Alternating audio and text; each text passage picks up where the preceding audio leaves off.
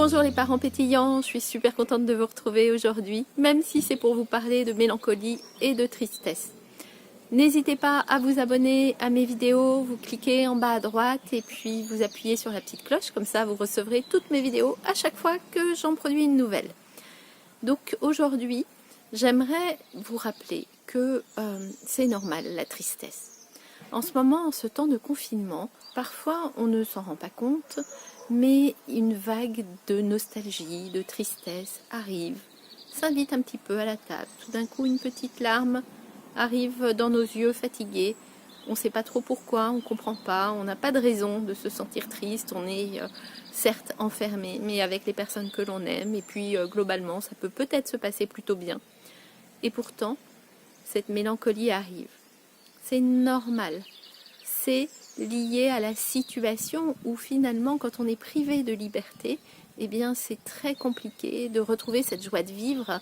Et puis surtout, on cherche à être le pilier de la famille, on développe des tas d'activités, on s'organise, on fait en sorte que les enfants fassent leur travail, que nous on fasse notre télétravail, que la maison soit à peu près rangée.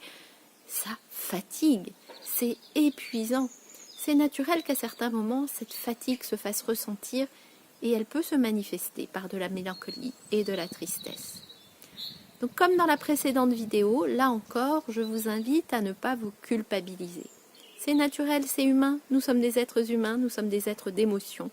C'est normal que les émotions arrivent et que les émotions se fassent ressentir. Qu'est-ce que vous faites si vous sentez cette tristesse qui arrive, cette mélancolie qui arrive? Eh bien, il faut l'accepter. Plus vous lutterez contre, et plus vous serez dans un processus de lutte, de guerre qui fera que vous vous sentirez mal. L'acceptation, c'est le meilleur moyen. Ça veut dire quoi accepter?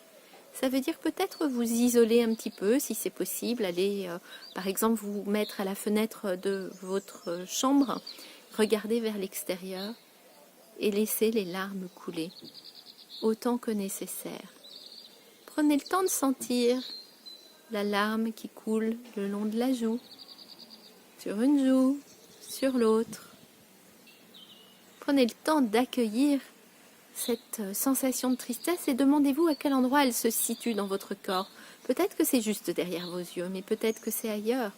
Peut-être que vous avez un gros nœud dans la gorge. Peut-être que vous avez un gros point serré dans le ventre. Peut-être que vous n'arrivez plus à respirer. Tout ça, c'est naturel.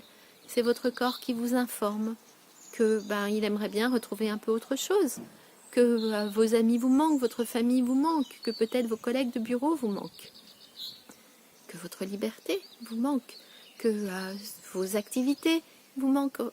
Tout ça, c'est naturel, votre corps, c'est votre ami, il est en train de vous en faire prendre conscience. Et donc, accueillez ces larmes qui sortent ou qui peut-être ne sortent pas. Et rentrez en contact avec ce qui se passe dans votre corps. Sentez l'endroit où c'est douloureux. Sentez l'endroit qui tire, l'endroit qui fait mal. Et au lieu d'essayer de rejeter cette sensation, je vous invite à plonger dedans, à vous laisser totalement emmener dans cette sensation.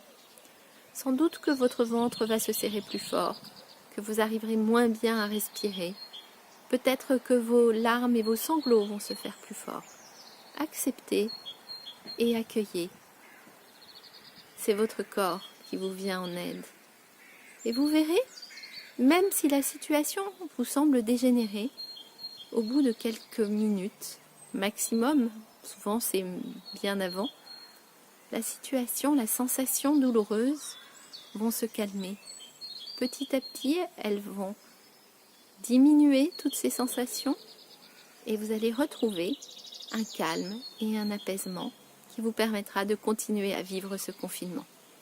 Voilà, j'espère que ça a pu vous aider. Pensez à vous abonner, à cliquer sur la petite cloche pour recevoir toutes mes vidéos.